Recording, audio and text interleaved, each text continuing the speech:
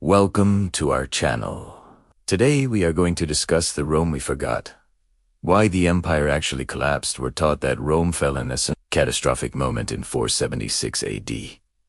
We're told stories of barbarian hordes climbing the walls and a final, pathetic emperor handing over his crown. It's a clean, simple ending. The problem is, it's mostly a myth. By the time the barbarians took control, the Roman Empire wasn't a powerhouse being toppled. It was a hollowed-out shell that had been dying from the inside for 2 centuries. The reasons it hollowed out are rarely found in standard textbooks. To understand the true collapse, we have to look past the lead pipes and the decadence to the real killers.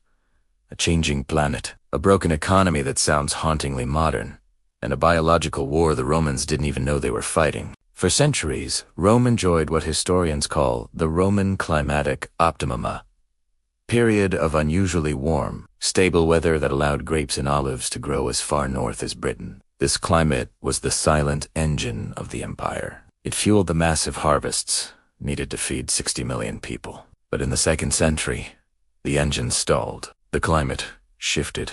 A little ice age began. Droughts hit the breadbasket of North Africa, and shorter growing seasons in Europe led to widespread famine.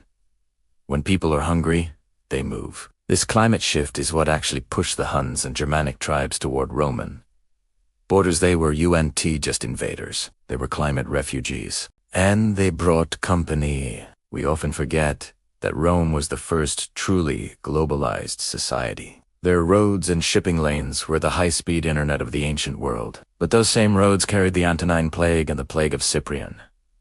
These weren't just bad flu seasons. They killed up to 1/3 of the population in some areas. Suddenly, there weren't enough farmers to grow food, enough taxpayers to fund the government, or enough soldiers to man the walls. Rome didn't lose its spirit.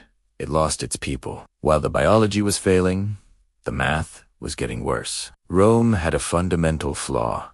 It was a plunder economy. It functioned beautifully as long as it was conquering new lands and stealing their gold. But by the 2nd century, Rome ran out of world to conquer. To pay for a massive military with no new gold coming in, the emperors did something very modern.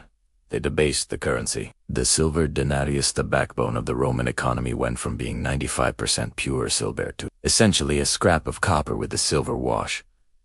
The result was hyperinflation. In some regions, prices rose by 1,000%. To fix this, the state became more oppressive. They demanded taxes in kind actual grain and cattle because the money was worthless. They forced sons to take up the professions of their fathers to ensure the tax base didn't disappear. The wealthy elite did what the wealthy always do. They fled. They retreated to massive, fortified country estates called latif. They stopped paying taxes and started raising their own private armies.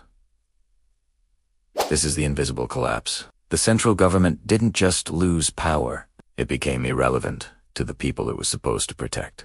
By the late 4th century, the Roman army, the greatest fighting force the world had ever seen, was Roman in name only. Because of the population collapse and the economic ruin, the empire could no longer recruit enough citizens. Their solution was to hire the very people they were trying to keep out. They invited entire Germanic tribes to settle inside Roman borders in exchange for military service. These were called foederati. They were fierce and capable, but they had no loyalty to the idea of Rome. They were mercenaries loyal to their own chief. By the time Alaric the Goth sacked Rome in 410, he wasn't an outsider breaking in. He was a disgruntled Roman general of Gothic descent who hadn't been paid what he was promised.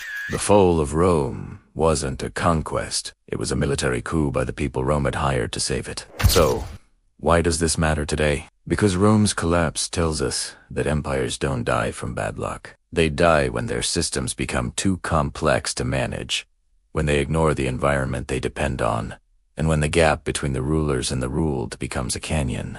Rome didn't vanish.